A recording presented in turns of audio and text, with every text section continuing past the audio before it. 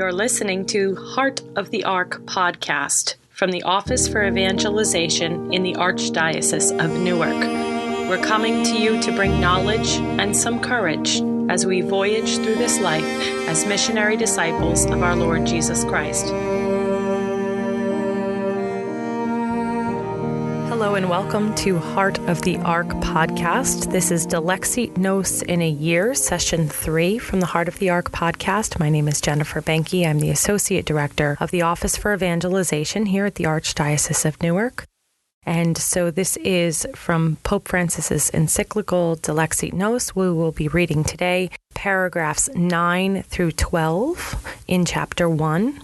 And we begin all things, as we do here at the Heart of the Ark, we begin in prayer.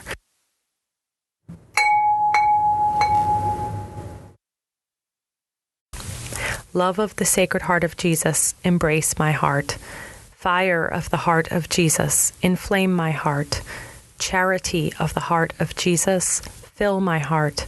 Strength of the heart of Jesus, pardon my heart. Patience of the heart of Jesus, do not forsake my heart. Reign of the heart of Jesus, establish yourself in my heart. Wisdom of the heart of Jesus, teach my heart. Will of the heart of Jesus, guide my heart. Zeal of the heart of Jesus, consume my heart. Jesus, make our hearts more like your own.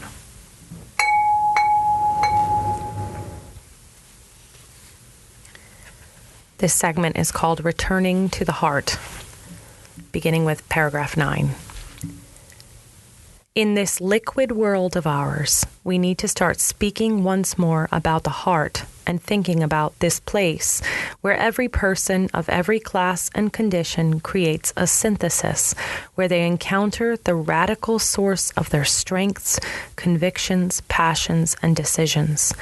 Yet, we find ourselves immersed in societies of serial consumers who live from day to day, dominated by the hectic pace and bombarded by technology, lacking in the patience needed to engage in the processes that an interior life, by its very nature, requires.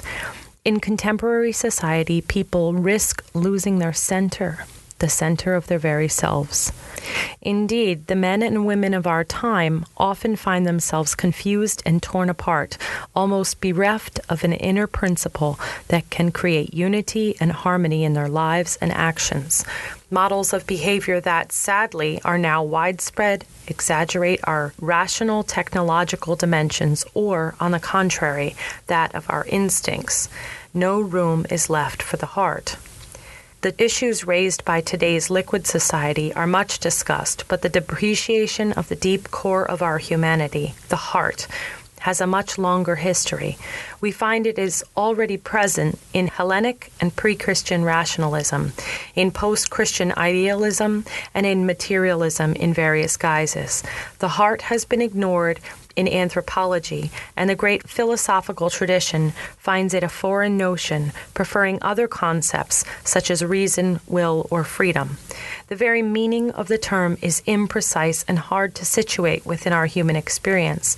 Perhaps this is due to the difficulty of treating it as a clear and distinct ideal, or because it entails the question of self-understanding, where the deepest part of us is also that which is least known.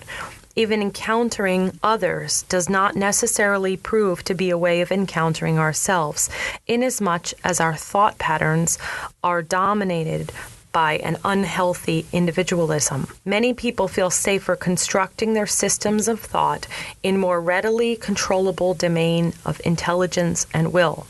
The failure to make room for the heart, as distinct from our human powers and passions, viewed in isolation from one another, has resulted in a stunting of the idea of personal center, in which love, in the end, is the one reality that can unify all others.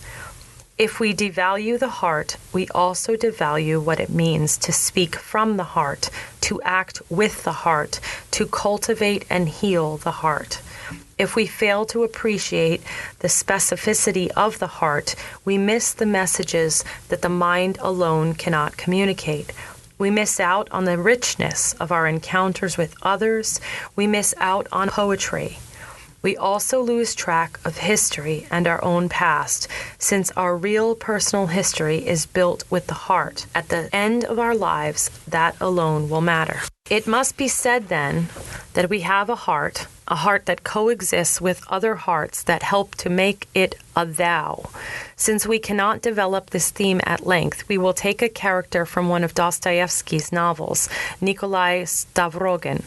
Romano Guardini argues that Stavrogin is the very embodiment of evil because his chief trait is heartlessness. Stavrogin has no heart, hence his mind is cold and empty and his body sunken in bestial sloth and sensuality. He has no heart, hence he can draw close to no one, and no one can ever truly draw close to him. For only the heart creates intimacy, true closeness between two persons. Only the heart is able to welcome and offer hospitality. Intimacy is the proper activity and the domain of the heart. Stavrogin is always infinitely distant, even from himself, because a man can enter into himself only with the heart, not with the mind. It is not in a man's power to enter into his own interiority with the mind. Hence, if the heart is not alive, man remains a stranger to himself.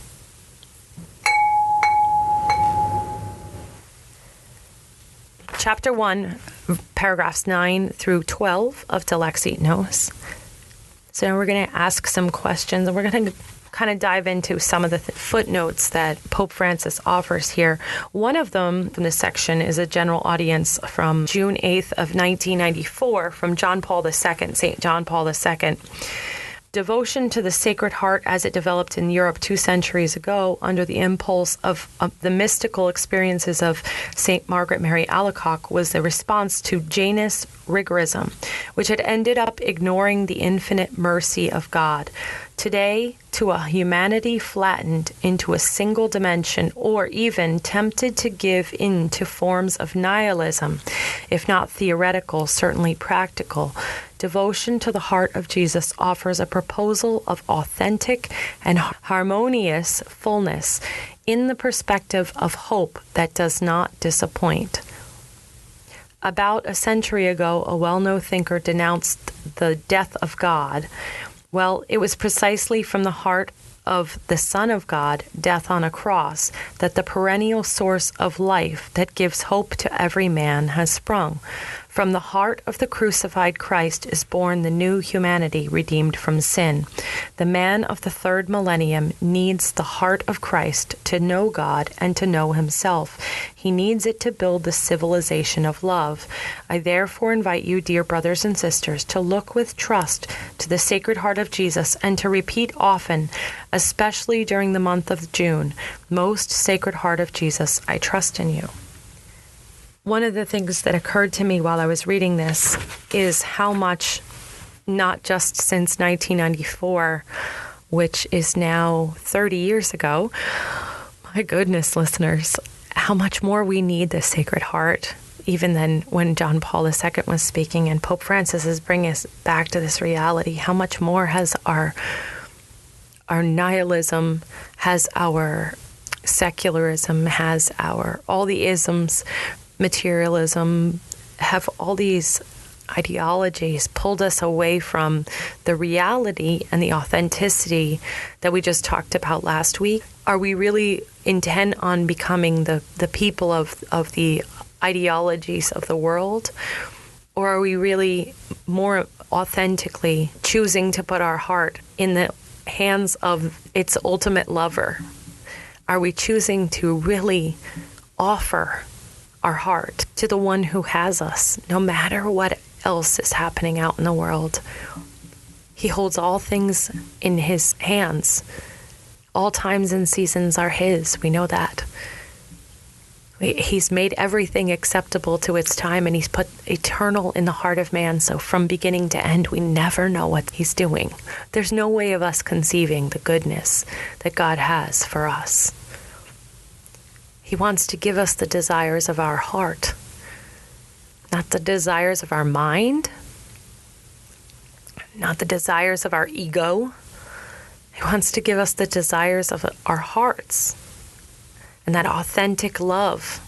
Something else that's struck me here in paragraph 11, Pope Francis says, if we devalue the heart, we also devalue what it means to speak from the heart, to act with the heart, and to cultivate and heal the heart.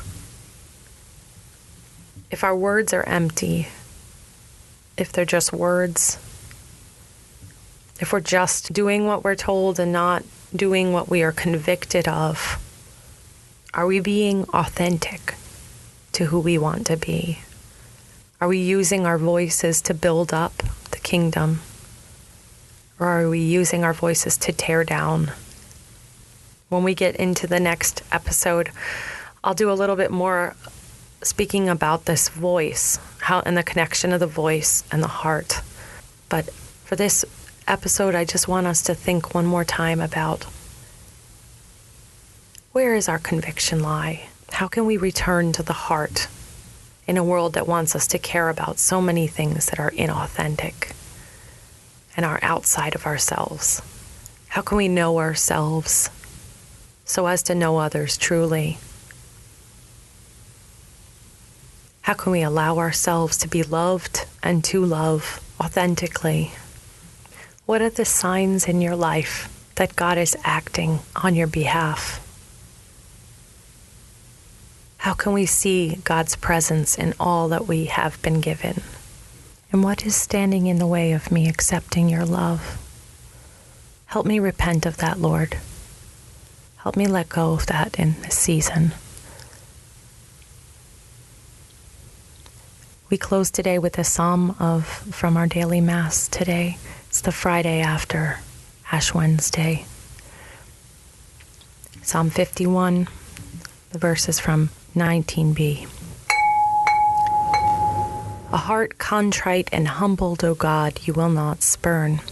Have mercy on me, O God, in your goodness. In the greatness of your compassion, wipe out my offense.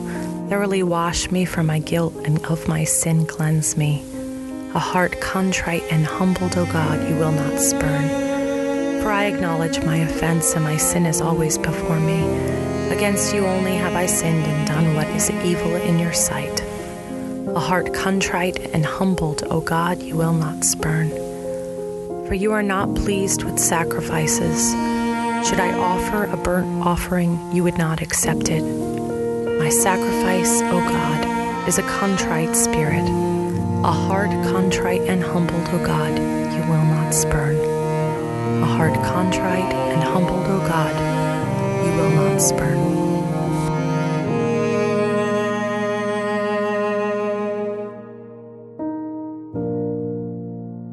Heart of the Ark podcast is an initiative by the Office for Evangelization at the Archdiocese of Newark. If you want to find us online, you can find us at rcan.org/evangelization. We're on Facebook, we're on Twitter, we're on Instagram. Very soon we'll be updating our social media for the Heart of the Ark, but you can find us on Fireside Podcasts at heartoftheark.fireside.fm. Our theme song is composed by and orchestrated by Eric Hunter, a dear friend of mine. You can find out more about Eric and his performances and compositions at Eric, E-R-I-C, Hunter, H-U-N-T-E-R, music.com. This has been a pleasure, and I look forward to hearing from you and speaking with you in the future.